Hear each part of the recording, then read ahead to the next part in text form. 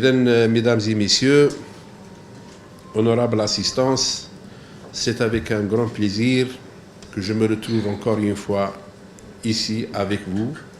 L'occasion, c'est pour célébrer la Journée mondiale des hépatites 2016 sous le thème « Connaître l'hépatite, agir maintenant ».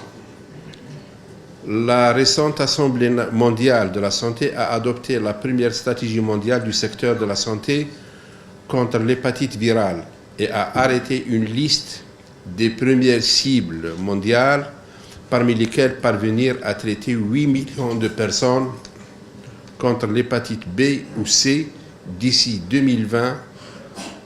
Pour les 194 États ayant adopté cette stratégie mondiale, dans l'Algérie, l'objectif à long terme consiste à diminuer de 90% le nombre de nouvelles infections et de 65% le nombre de décès dus à l'hépatite virale d'ici à 2030 par rapport aux chiffres de 2016. En Algérie, nous disposons des moyens pour atteindre ces objectifs et même aller au-delà. Cependant, le chantier est loin d'être terminé. Cette journée mondiale consacrée aux hépatites nous offre l'occasion de mettre l'accent sur la gravité d'une telle pathologie et par là même insister sur l'importance que revêt la prévention de ces atteintes virales qui ont un impact lourd sur le plan socio-économique et par les complications gravissimes qu'elles engendrent, que sont la cirrhose et les cancers du foie. En matière de dépistage, nous devons arriver à mieux connaître l'incidence des hépatites B et C pour adapter nos capacités de réponse et notre organisation. Dans le domaine de la prise en charge, la facture annuelle consacrée aux médicaments nécessaires était de 2 milliards de dinars algériens en 2015. Aujourd'hui, la thérapie nécessaire au traitement des patients atteints d'hépatite C est disponible en Algérie.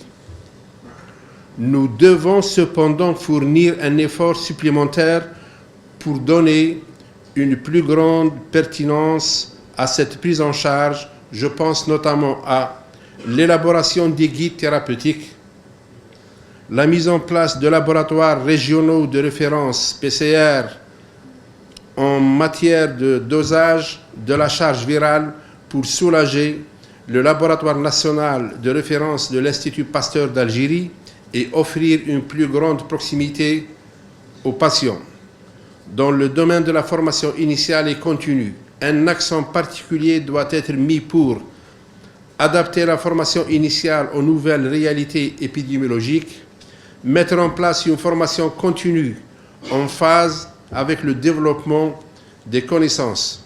En matière d'information, enfin, il s'agira de mettre en place le registre des hépatites en utilisant les ressources de technologie moderne de l'information. Par leur ampleur en termes de morbidité et de mortalité, les hépatites virales, en particulier la B et la C, demeurent un problème mondial de santé publique. L'Organisation mondiale de la santé estime à 400 millions de personnes qui ont une infection chronique de l'hépatite B ou de l'hépatite C. Et un peu près de 1 million de personnes meurent chaque année de causes liées à l'hépatite virale, dans 57 des cas de cirrhose du foie.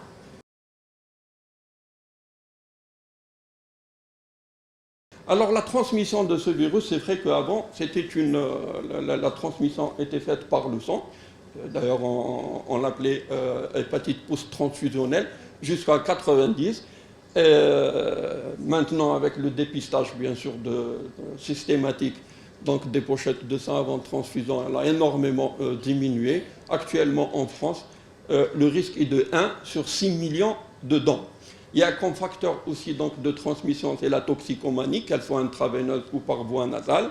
Il y a aussi les injections thérapeutiques, les accidents à l'exposition sanguine, qui représentent quand même estimé à 3%.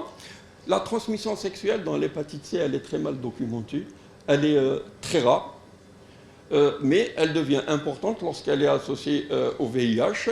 De la mère à l'enfant aussi, elle est rare, elle représente 5%, mais elle peut être aussi importante lorsqu'il y a le VIH associé. Et il y a aussi la transmission intrafamiliale. C'est toutes les personnes donc, qui ont subi une transfusion avant 92, les antécédents de toxicomanie intraveineuse ou nasale, les enfants nés de mères séropositives, les hémodialysés, surtout 23,3% dans notre pays, et les séropositifs VIH.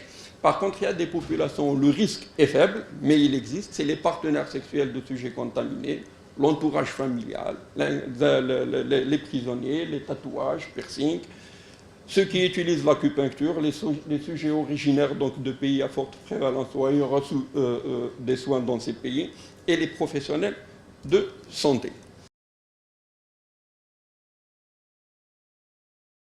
La prévalence supposée du virus C, elle reste à 1%. Donc on n'a pas d'études, disons, épidémiologiques sérieuses sur ce plan. Le génotype 1 est prédominant chez nous, dans 70% des cas. Ce qui est important, c'est que la prise en charge est gratuite. Et ça, quand on se compare avec d'autres pays, c'est quand même une avancée considérable. L'autre avantage, on en parle depuis ce matin, c'est que le traitement est fabriqué localement. Donc ça, c'est très très important. Le futur, c'est le nouveau traitement. Si vous voulez vraiment qu'on passe à la modernité et qu'on donne vraiment le traitement le plus adéquat aux patients, c'est-à-dire c'est Sophos-LED, c'est l'association Ledipasvir et Sophos, et qui nous permet donc d'éviter une contrainte majeure à nos patients. Bien sûr, je terminais par l'essentiel, c'est de faciliter l'accès au traitement en le rendant disponible. Je vous remercie. Pourquoi de tels succès? Parce qu'on a compris que ces molécules importantes agissaient au niveau de la réplication du virus, au niveau de la fabrication de ces protéines, et le but de ces molécules était de le bloquer par leur combinaison à différents niveaux. Cela nous a constitué 3 classes thérapeutiques et qui ont par leur combinaison permis d'obtenir des réponses virologiques soutenues. Pourquoi parle-t-on de réponses virologiques soutenues? Pour dire tout simplement que c'est le témoin de la guérison. Maintenant, à l'ère des antiviraux directs, il faut savoir que maintenant le Sofosbuvir, depuis peu de temps, donc on assiste quand même à cette révolution thérapeutique. Et il faut savoir que le Sofosbuvir, c'est le traitement, je peux dire maintenant, clé de l'hépatite C.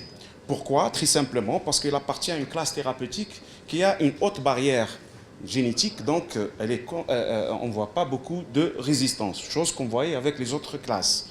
Il faut savoir qu'on a traité avec donc, cette association, Sofosbuvir également bithérapie, on a traité 79 patients. Donc il faut savoir qu'on a eu donc 52 patients ont terminé leur traitement, donc 39 charges virales donc, qui étaient indétectables à la 4e semaine de traitement. On avait simplement 2 patients qui avaient des effets secondaires majeurs. On a assisté donc à un arrêt du traitement. Et sur le plan effets secondaires, simplement c'était beaucoup plus les effets secondaires neurologiques, à savoir les céphalées, et également des effets secondaires généraux comme altération de l'état général. Donc la prise en charge thérapeutique actuelle, il n'y a pas photo concernant l'efficacité d'abord, puisque c'est ce qui nous intéresse chez le patient, c'est l'efficacité et le coût, puisque vous savez que le Sophos n'est qu'à 300 000 dinars et le Sophos-LED, donc la combinaison Sophosbuvir, Ledipasvir, n'est de que 450 000 dinars. Et si on compare donc aux molécules originelles qui sont données aux États-Unis et en Europe, le prix est divisé par 10. Donc le prix est divisé par 10. L'évolution progressive et surtout rapide de l'efficacité thérapeutique. On est passé de 6% avec l'interféron standard à 50% avec l'interféron pégylé, et maintenant on arrive jusqu'à 94 à 99% de guérison définitive, d'éradication persistante de l'hépatite C grâce aux nouveaux traitements sans interférents. Voici les différents traitements Il y en a d'autres que je n'ai pas mis. Je parle du traitement parce que c'est important, l'impact économique c'est important et les malades doivent connaître les difficultés, pourquoi est-ce que le traitement n'est pas disponible et apprécier les efforts des autorités. Alors la bithérapie pour 12 mois revient à 250 millions, revenait à 250 millions. La trithérapie, 500 millions de centimes. Vous voyez les nouveaux traitements, je vous ai donné les prix européens, pas les américains qui sont encore plus élevés, mais ça aussi entre 300 000 et 48 000, pardon, 30 000 et 48 000 euros. Alors, depuis quelque temps, on a un traitement local, donc fabriqué par un industriel local, qui est l'équivalent du Sovaldi ou Sofosbuvir et qui s'appelle le Sofos, dosé à 400 mg.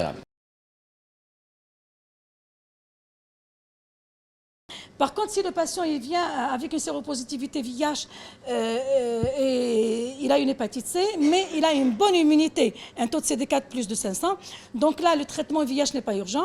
Donc là, on va commencer le traitement de l'hépatite et par la suite, on entamera le traitement du VIH. La bithérapie, nous l'avons bien remarqué, elle a une efficacité limitée. Il y a beaucoup d'effets secondaires, une durée de traitement très très longue. Donc, ce n'est pas vraiment bon pour ces patients-là. Donc là, il faut chercher un schéma plus approprié pour eux. Les options thérapeutiques pour l'hépatite C au cours de la co-infection. Le taux de réponse virale soutenu chez ces patients co-infectés VHC est pratiquement similaire à ceux qui sont mono-infectés par le VHC. Que ce soit dans la tolérance, le suivi thérapeutique, c'est pratiquement la même chose.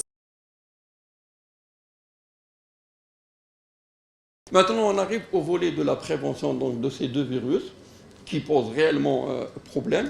Donc la prévention, elle doit donc, se faire sur les trois axes. Agir sur les voies de transmission. Et il y a beaucoup de personnes qui emportent le virus et qui ne sont pas donc, au courant de leur infection. Donc ces malades-là, donc, il faut aller les dépister et aussi agir sur le réservoir par le traitement. J'attire votre attention à ce que vous vous occupiez davantage et que vous vous appropriez le dépistage. De ce fait, je me retourne vers ma collègue Dr Hamadi. Vous avez parlé de prévention, de promotion du dépistage. Qu'en est-il du dépistage rapide? Il est temps de passer au dépistage rapide pour l'hépatite C. Il est vraiment... Et là, si on veut impliquer davantage les généralistes, déjà de prime abord, on va les impliquer dans le dépistage. Offrons-leur le moyen de dépister rapidement en quelques secondes.